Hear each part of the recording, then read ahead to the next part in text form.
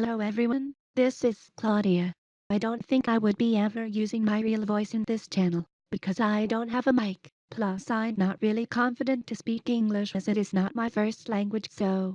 Today in my first video we will be discussing some K-pop hard to swallow pills. I wanted to participate in this trend a long time ago so here we are. I hope you enjoy this video, so let's begin. If a group is underrated it doesn't mean all of their songs are art. Yes, I know a lot of K-pop groups that are not as famous as others are, have a lot of talent, but a small fandom and recognition. But there is no direct correlation between being a relatively unknown group with being a group that produces groundbreaking music, hence art. For example, I stand Pink Fantasy, as you may notice from the intro song. Yes, they're talented, yes, they have good and catchy songs with an unique sound. But their music is not as groundbreaking and distinctive as it needs to be to become famous. So I think they're going to remain quote-unquote underrated, at least until they release a song that sets them apart from the rest of the current, rookie groups from small companies releasing similar sounding songs. Something I can't understand is why people want their favorites to remain quote-unquote irrelevant, or else they're going to end up being quote-unquote commercial trash, or quote-unquote overrated. Sweetie, this is K-pop, you've heard it right. Korean pop music. What is pop music? The music that is appealing to masses and sells a lot. Idols are not A&D artists, so please stop with the clownery. If some of your faves are quote-unquote underrated, and are from a small company, please support them all you can, because they put all of their blood, sweat and tears in debuting. Also, buy their albums, because they can't eat with their passion for music. K-pop is their job and they need to get income from it. And please, for God's sake,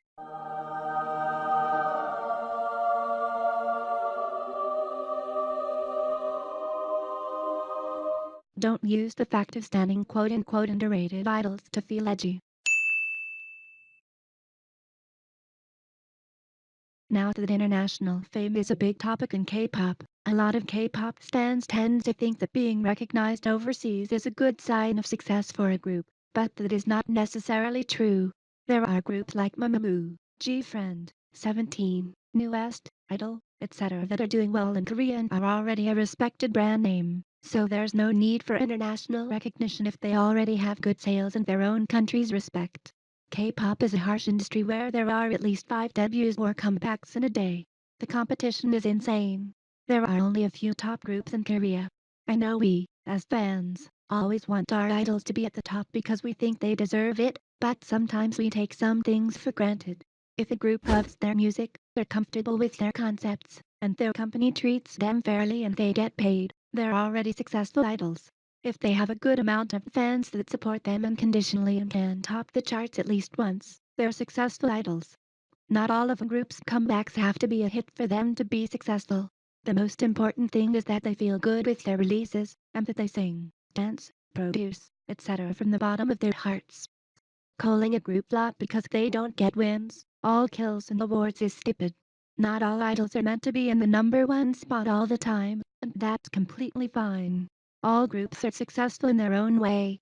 Don't be upset if one of your favorites' comeback wasn't as much of a hit as a previous release was, because if they still have a loving and respectful fandom, and a good management, they have almost everything they need to shine next time. Giving a respectful, fact-based opinion is not hating on a group. I see that a lot of stans say X person is an anti or a hater, only because they aren't afraid to state their opinions, even when they may not sit well with their fandom, aka are quote-unquote offensive opinions. The truth is you shouldn't be mad at the person pointing out a fact, because you can't change reality. It's important to set apart so-called opinions based on feelings from actual opinions based on facts, because they're biased, and therefore not true and potentially hateful. For example, if I say I dislike X idol, based on the way they look, it's an opinion based on a feeling or a subjective opinion, and I'm using it as an excuse to hate on that idol. Meanwhile, opinions based on facts are not harmful, they're constructive criticism. If I say I dislike X idol singing voice because it lacks vocal technique, it's a fact-based opinion, or an objective opinion. Same goes for stage presence, dancing technique, music production quality, and promotions. They all are things that we could talk about objectively without the need to hurt idols' feelings. All this means your biased asses can't change a fact-based opinion just because it's not a compliment to your opinion or ally. If you can't answer back an argument with facts, and you only have your feelings to defend your idol, the best you could do is to shut your mouth and ignore that argument. It's time for us to accept idols are not perfect. They're humans as much as fans are, but their jobs expose them inevitably to the public eye.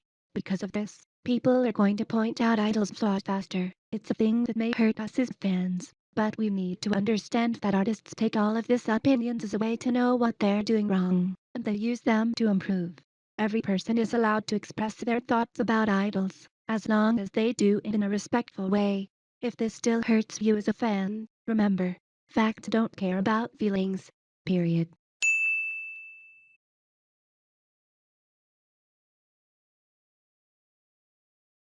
I feel this will be a little bit controversial, but hear me out first. It was more difficult to find self-produced idols in the first and second generation. This trend did not start until the late second generation idols came up with their own created concepts, aesthetic, choreographies and songs.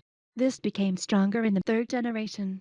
It was coincidental with K-pop becoming more famous overseas, because Western artists have a lot of control over their music, and the most likely thing is the K-pop companies wanted to copy that. I have my own opinion, but I rather talk about it in another different video. However, question of the day. Why do you think companies let their idols produce their music now? A. Because of money. B. Because they care about their idols and their artistic development. C. Because it's cool. D. All of the above. And the answer is A. Companies don't care if an idol is self-produced or not. They only care about the money these self-produced idols bring to the company, and or the money they're saving to the company by doing so. If any non-self-produced idol makes even more money for the company than a self-produced idol, guess who are they going to pay more attention to? I know K-pop companies don't work for charity's sake, but the whole "we give our idols creative freedom" thing, in some companies' case, is just another publicity stunt that puts the company in a good light, while adding artistic value to the idol's product. But the problem is not here.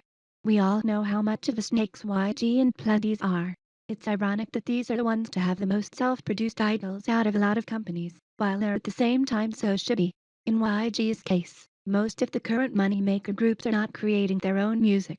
Meanwhile, self-produced artists like Lee Hyun and Dong musicians are being kept in YG's basement for centuries, thus proving this company doesn't really care about their artists creating music, but instead they care more about the money other artists under the same label could bring, even when they don't produce their albums. In Pleddy's case, self-produced groups like 17 and New West are saving the company with their incomes. I think Pleddy saves a lot of money in songwriters, choreographers, etc. because their own idols produce their songs and albums. It will be naive to overlook this fact. It is also impossible to ignore that groups like After School, Orange Caramel and Preston are either disbanded or in Pleddy's basement, because they relied on their company to produce their music. This makes me think Pleddy's is a lazy bitch, who cares only about easy money their self-produced artists bring, and that they think the less time and money they spend on their group's comebacks, the best. I can forgive using the creative freedom your idols have as another way to promote how nice your company is. What I cannot forgive is your company's mismanagement that ultimately leads to a group's disbandment, or to some artists to be kept in a dungeon waiting forever for a comeback. While at the same time you talk about how nice your company is because of the creative freedom some of your artists have. It just feels inauthentic and hypocritical. So, yes Karen, keep saying your favorites are special because they produce their music, so you can satisfy your little snowflake ego by doing it. It won't change the fact that they're not special to their company unless they make money. Lots of it.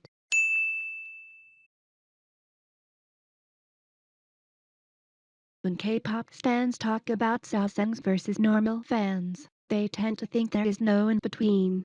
You are either a loving, respectful fan, who cares for their idols in a healthy way, or either a dangerous, obsessive crazy bitch.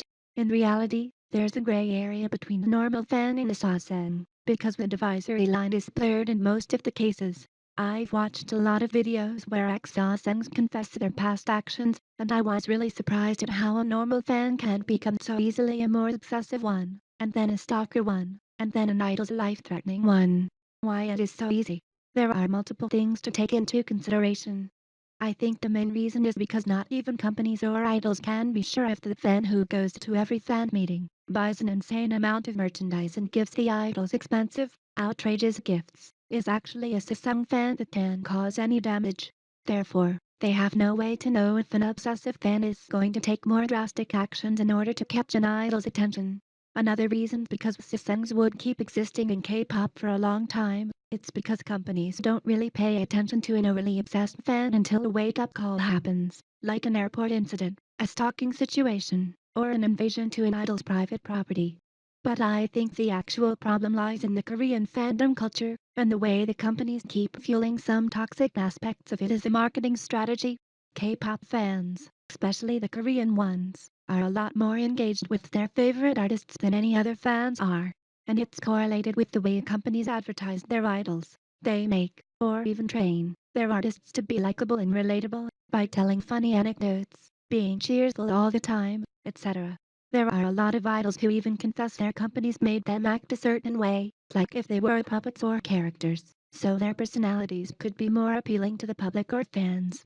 The dating fan rule, and the fan service between bandmates of the same gender, also help to give an illusion of availability to fans. I've seen fans stating that they rather see bandmates of the same gender in an almost sexual relationship, than in an actual relationship with a person of the opposite gender.